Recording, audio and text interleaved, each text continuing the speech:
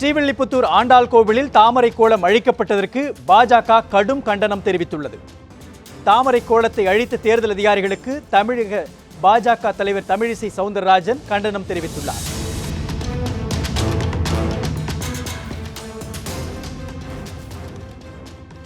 தேர்தல் சின்னம் என கூறி கையை உடம்பிலிருந்து அகற்றி விடுவீர்களா என்று தமிழிசை சவுந்தரராஜன் கேள்வி எழுப்பியுள்ளார்.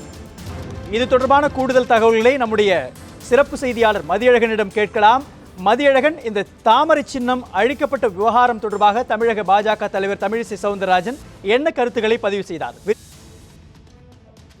நாடாளுமன்ற தேர்தல் அறிவிக்கப்படுவதை அடுத்து தமிழகம் மட்டுமல்லாமல் இந்தியா முழுவதும் உடனடியாக தேர்தல் நடத்தை விதிமுறைகள் அமலுக்கு வந்திருக்கின்றன.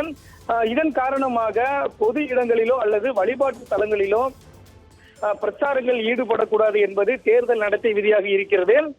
இந்த நிலையில் ஸ்ரீவில்லிபுத்தூர் ஆண்டாள் கோவிலில் தாமரை கோலம் வரையப்பட்டிருந்தது. ஆனால் அந்த கோலமானது அந்த கோலத்தில் தாமரை வடிவிலான கோலம் வரையப்பட்டிருந்தது. இதனை தேர்தல் அதிகாரிகள் உடனடியாக அளித்திருக்கிறார்கள். மேலும் அங்கிருந்து சுவற்றில் வரையப்பட்டிருந்த தாமரை வடிவிலான சித்திரங்களையும் அவர்கள் அகற்றியிருந்தார்கள். இந்த நிலையில் இந்த விவகாரம் தொடர்பாக தமிழக பாரதிய ஜனதாவினுடைய தலைவர் தமிழிசை அவர்கள் கடுமையான கண்டனம் தெரிவித்து ஒரு அறிக்கையினை வெளியிட்டு இருக்கிறார்கள்.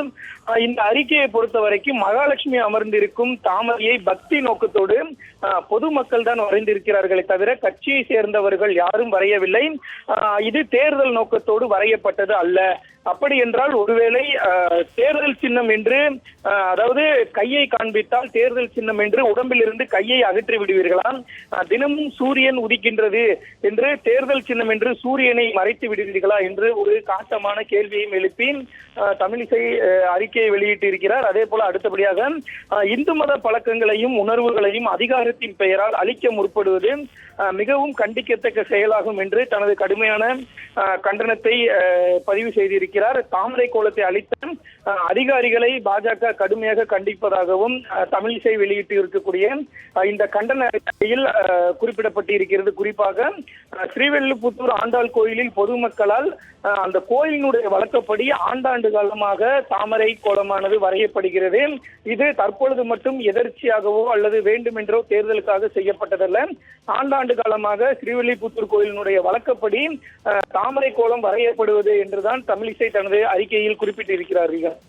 மதியழகன், தற்பொழுது நீங்கள் குறிப்பிட்டதை போல கடந்த 2014ஆம் ஆண்டு தேர்தலில் கூட திராவிட முன்னேற்ற கழகத்தினுடைய தற்பொழுதைய தலைவராக இருக்கக்கூடிய ஸ்டாலின் அவர்கள் ஒரு வழக்கு தொடர்ந்தார். அதில் அம்மா என்கிற சொல்லை அரசு திட்டங்களில் பயன்படுத்தக்கூடாது என்று கூறியிருக்கார். அப்பொழுது அம்மா என்பது பொது சொல் என்று நீதிமன்றமே தீர்ப்பு வழங்கியிருக்கிறது.